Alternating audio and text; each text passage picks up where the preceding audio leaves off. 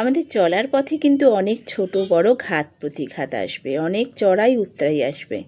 তবে আমাদের কিন্তু পিছিয়ে পড়লে চলবে না, এইসব ঘাত প্রতিঘাতকে নিয়েই আমাদের এগিয়ে চলতে হবে।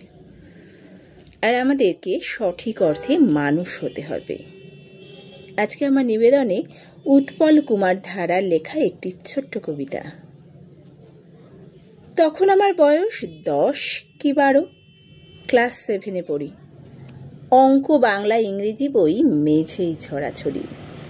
মা বলছেন, ইংরেজি আর অঙ্ক বেশি করে করো। বাবা বললেন, আরে না না, বাংলা ভূগোল পড়ো।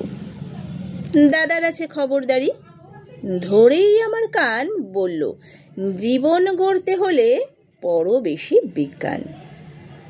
যখন আমি ভাবছি বসে কোন পথে যে চলি, গুরুমশাই বললেন শেষে, একটা কথা বলি, মনীষীদের জীবন কথার বইটা আগে পড়ো, সত্যিকারের মানুষ হয়ে সঠিক জীবন গড়ো। নমস্কার।